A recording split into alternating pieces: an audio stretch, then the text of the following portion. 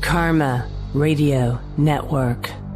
Welcome and thank you for listening to Karma Radio Network. Karma Radio Network. Karma Radio Network. Happy to say that we have a very special guest on the air with us right now, Julie Ann Park, also known as Jules. Hi, Jules. Hi, Jules. Hi, Rebecca, Carrie, and Sharon. How you doing? Great. How are you? Well, forgive my voice because I am getting over laryngitis, a vocalist nightmare. That's not good. You sound great. Thank you.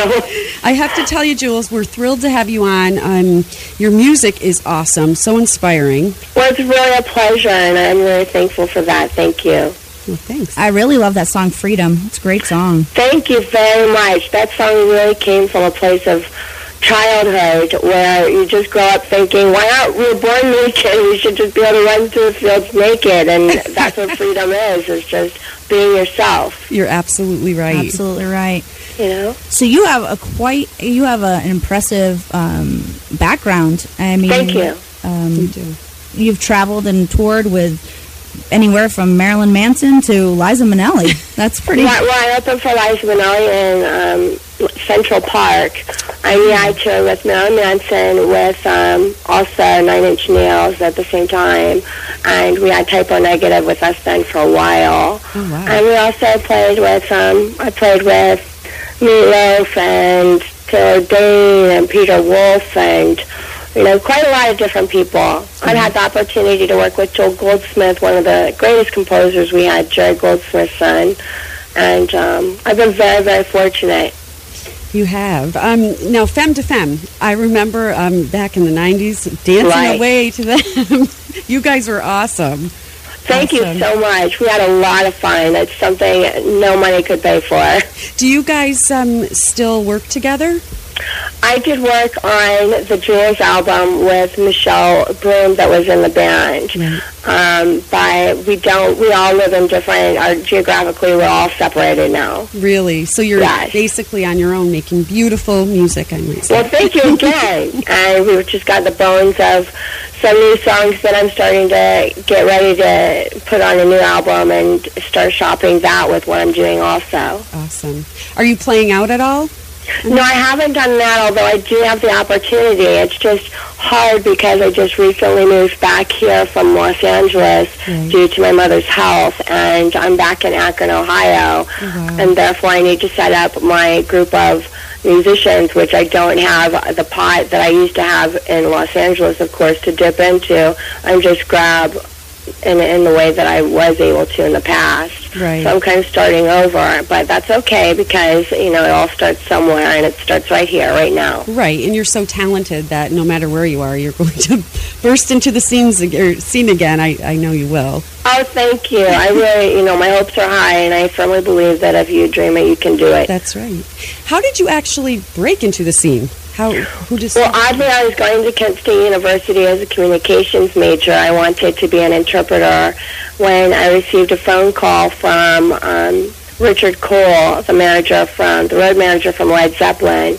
And it's strange to me, too, because he's in Los Angeles, the land of auditions, and my dream was to be an interpreter, and I wanted to be a musician just throughout life because it's something that was really nailed into my heart. Mm-hmm. And Richard called me from Los Angeles and asked me about joining this group and singing for him, playing piano over the phone of all things, and the reason he said he'd called is because I am in Akron, Ohio, and a little-known fact is that it's the capital of AA, and he said that if I had become a member of the band, I would be the good luck charm, and that's how it went. That is amazing. Cool. So then he wrote a book called Stairway to Heaven and slammed me into it. That's awesome. We actually worked together on a couple of projects at Paramount Pictures. Really? Yeah. Cool. And, we're really close here, Jules. You didn't have to come here and play in our summer series of concerts, maybe. Oh, I'd really love to. I'd love to work with Dita Klaus. She's awesome. She's really amazing. She's an amazing human being. I'm really lucky to have her in my life. I know. Wish I could speak to her a little bit more, but I'm sure that'll change. She's been putting in like 15-hour days here since we just started I can believe it. I'm so proud of you guys. Thank you. This is a great station. Thank you so much. And we totally appreciate having you on. And what's next for you? Well, what's next is currently this is ironic, I'm back to where I started, where they called me in the band, meaning and location-wise, I'm back at Kent State University, and I work at the Law Enforcement Education Center and Justice Department. And that's a strange place for an artist to be, believe me. They always blink and look at you twice when you say, you toured with Nine Inch Nails. Right. And they don't know what to think. But, it's a little humor injected into it. They all understand it's in good fun. Right. But I do take a lot of time working on new music and putting a lot into my lyrics and what the sky tells me, and just listen to what the vibrations of the world are telling you and put it on paper. And I firmly believe that if you can say it, you can sing it, and everything can be a song. So I'm just finding my songs and putting them down now. That's amazing. Jules, can you give out your MySpace to our listeners? Do you mind doing that? Or this is so ridiculous of me, but all I really know of my MySpace is that it's under Jules, Jules, and it's 0905. Oh, you know it? I know it. Thank you. And I think it's Kent, Ohio. Okay, cool. Yeah. And I also went on and worked at Paramount Pictures, writing for television, doing a TV show called 7 Days, and a movie for NBC called Homeland Security. Wow. I've had the great opportunity to work with Christopher Crowe, who wrote some really amazing movies and television shows. I'm in the book Showrunners that David Wild from Rolling Stones wrote. I worked with Scott Gilman from Foreigner, and Mark Schulman, and Michelle Broom, as I said, on the CD that is the music you're playing currently. Awesome. Just amazing to work with, all very talented people. I mean, to have a flautist on your CD is just it's such an injection of spirit, and so unusual in today's music. Right. I have a question for you. Playboy. Yeah. You were on the covers of Playboy, is that right? Not on the cover. I did do the pages, Playboy with my band in December 1992, I believe, or was it 1993? Do you know? Well, here's is 93. So. It's going to age me, to tell the truth. I'm a very young 20-something. Yeah, me too. Okay, it was December 93, and we had a 6-page layout, and I was in every photograph. And then after that, they actually had come back, and I had 2 black guys. I was assaulted in a courthouse by a gangbanger when I went to interpret for a friend that was Italian for a speeding ticket.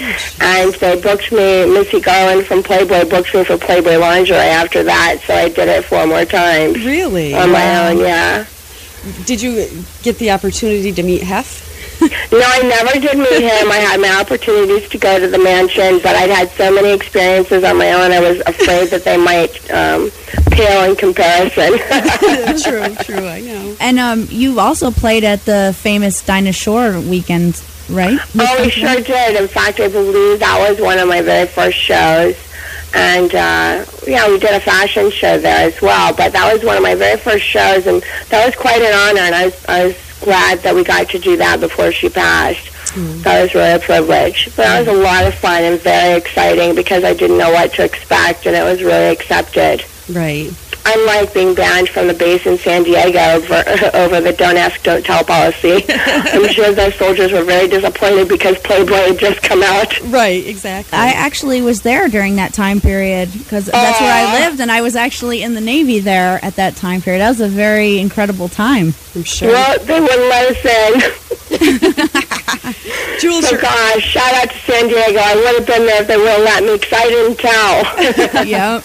Jules, you're also a model, right? Right, I did model for some high-end boutiques in Los Angeles. I did Manouche and Brandenburg Bardot and XCVI.